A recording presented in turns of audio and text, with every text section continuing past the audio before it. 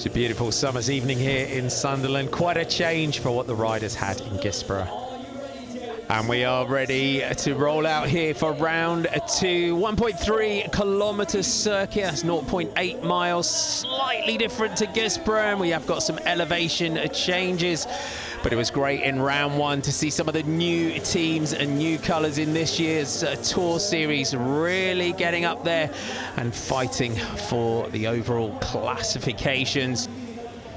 So it's Ellen McDermott on the front here, Joe Tindley right on the wheel, 150 metres now to go, up towards the line in that first sprint. Ellen McDermott opens it up, Tindley though comes past. Can she take maximum points at the end of this sprint? Yes she can. So it's the first and second place riders in the classification in the sprints that take the 5 and 4 points on the first sprint. They come every 15 minutes in this race. Jess Finney taking 3, Beth Morrow 2, and Harriet Dodd another 1 point scored. It is fast and furious here in Sunderland as they come to the front to try and lead out for Joe Tindley. It's Amy Gornall on the front, a really experienced Tour Series rider is Gornall. 100 metres to go up towards the line. Pro Noctis mean business in this one as Tindley comes through to take that one just ahead of teammate Corrin's side. What a lead out there. Amy Gornall sweeps third, Ellen McDermott takes 2, and Beth Morrow takes 1. But the first 3 in that sprint, all from Pro Noctis Red Chili Bikes, and that's the sprints this evening after 2. Tindley now with 10 points. McDermott still in there and still in contention with 6 points. It looks in this 3-race series it could come down to a battle between Tindley and McDermott for that blue jersey. Barker's got the front, Tindley is up there poised and ready. Megan Barker, Samantha Stewart still there. Barker now swings left. Tindley's got a great lead out here. 100 metres to go up towards the line. Megan Barker's got the front. Pereira James trying to come through, but Megan Barker has opened a gap. She takes the win. Joe Tindley, it's second again for Joe Tindley, and it looks like Samantha Stewart might have taken third spot, but we'll look around for those jerseys of the winning team. And Cams Basso, it looked like, had plenty of riders up towards the front, but it's an individual win on the night for Megan Barker. Megan Barker taking the women's race, while it's another second place for Joe Tindley in this year's Tour Series, and Samantha Stewart coming home in third. Thus Barker of Cams Basso Bikes taking the plaudits and the podium as race winner. The Brother UK fastest lap was recorded by Samantha Stewart with the quickest time of 1 minute 41 seconds for the 1.3 kilometre circuit. Joe Tindley took to the podium in the freewheel sprints jersey, leading the competition with 28 points, scoring 14 points in Sunderland to add to the 14 she earned in round 1. Second overall is Ellen McDermott with 17 points, and third is Jessica Finney with 7. Megan Barker and her teammates took the round 2 team win for Cams Basso Bikes.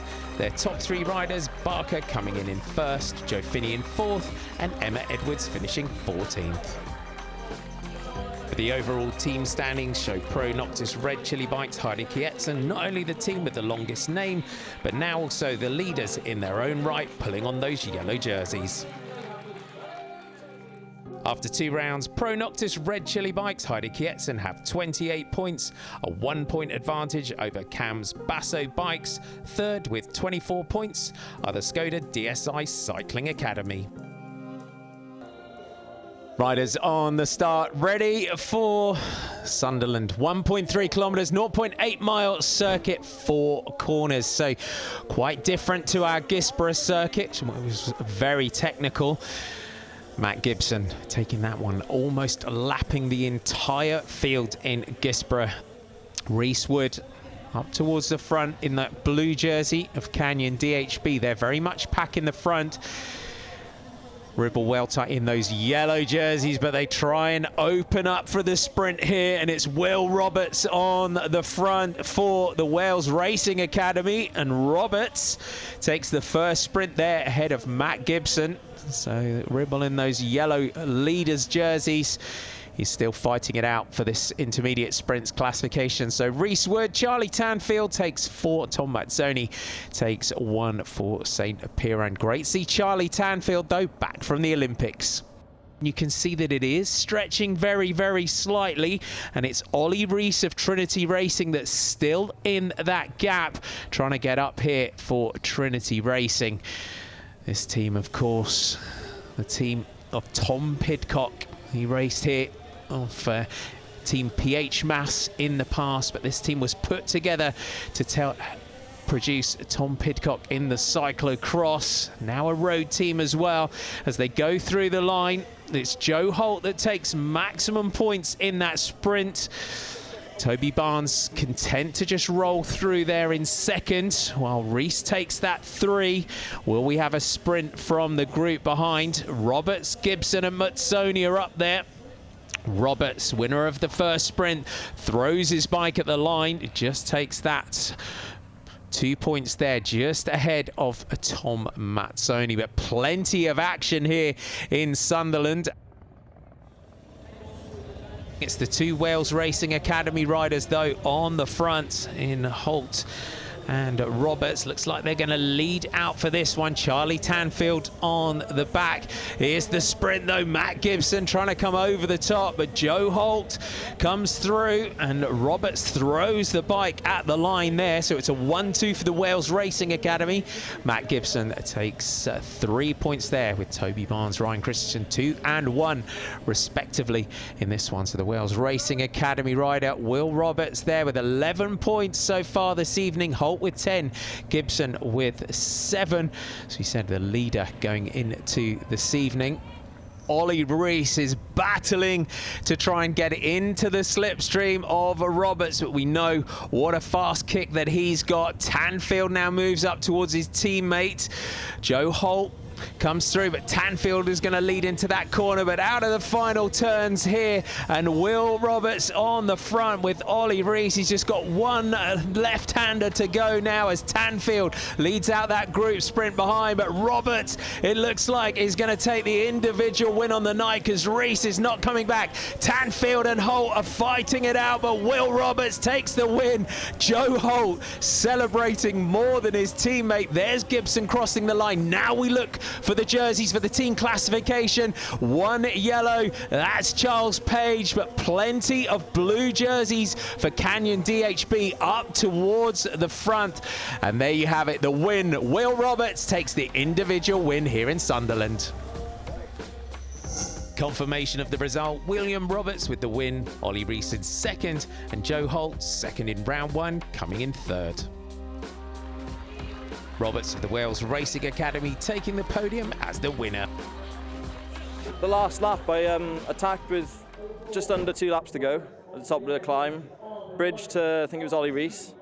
Hit him last time up the climb and I just fell horrendous. I was going so slow and I was just focusing on the line and going all out to the line, and it couldn't have come soon enough.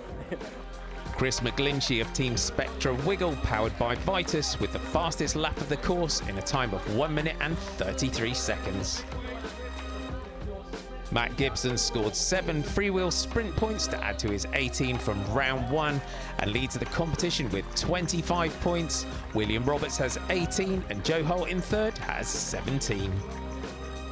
The Canyon DHB Sun God team took to the podium for the team win presentation with their top 4 riders, Charlie Tanfield in 4th, Ryan Christensen finishing 7th, and Jim Brown and Andy Tennant coming in 9th and 10th respectively. But it's Ribble World Type Pro Cycling in yellow overall team leaders jerseys. After 2 rounds of Ribble World Type Pro Cycling lead the overall classification on 24 points. Crimson Orientation Marketing Racing Team have 22 points, 1 more than Canyon DHB Sun God.